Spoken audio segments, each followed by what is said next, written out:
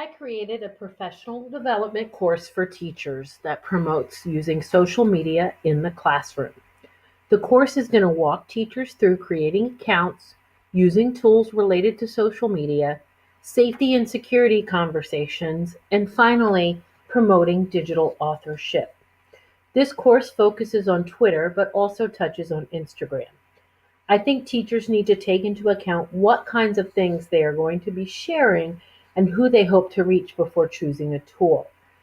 Really, the guidelines for using social media apply to any platform, so these are just the two most common ones.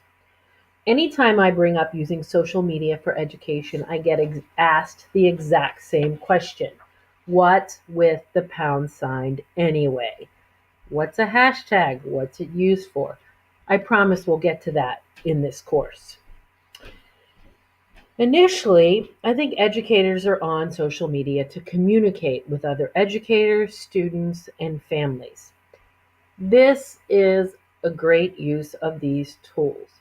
But the final goal of this course is to promote teachers to use social media for digital authorship, not just for themselves, but also for their students. This course is going to be hosted online for Fauquier County educators in our learning management system, Blackboard Learn. This allows me to share documents and lessons quickly. It also allows the teachers to work on the course in their own schedule. We'll have a collection of projects over the years that are continued to be accessible to everyone. Google Drive is also a tool that teachers are going to use in this course. It's also a tool I used to create this course. A secondary goal is promoting the use of all these other tools we have available. A tool I'm especially excited about is Flipgrid. This is a video response tool that can be used for any topic. We're going to use it talking about social media, but again, I hope that promoting this tool lets teachers think of other ways they might use it with their own students as well. One of our first Flipgrids is going to be about Twitter. My own journey with Twitter is complicated. I've been managing the school's Twitter account for many years. My personal Twitter account was sort of just a bunch of nothing for a while. Attending the Summer Institute in Digital Literacy, I transformed Twitter to be my professional account. I also have Instagram, and I use Instagram more for personal reasons, usually just following my friends and family on that platform. The decision about which account to use and how to use it is a very personal one, and that's something that we're going to discuss in our class. Another discussion topic is safety and security and staying safe online.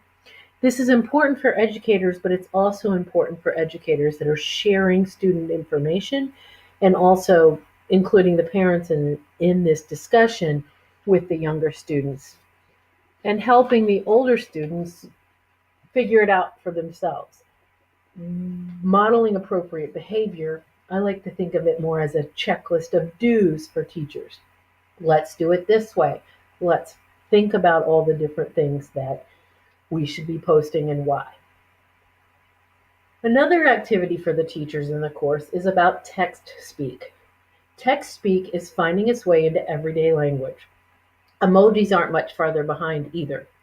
I'm not going to try to stay up to date on the latest abbreviations, but one of the lessons that the teachers are going to do as students is translating text speak to standard English. Now, this will be amusing and educational, but it's also something to consider with students when you're helping them promote their own voice and knowing which platform is right for which type of language that they're using. We've got to talk about the hashtag over and over again. Hopefully answering this question, what's with the pound sign anyway? The interesting thing about a hashtag is that while it started on Twitter to collect ideas or to collect things on a common theme, it's now used on every other form of social media as well.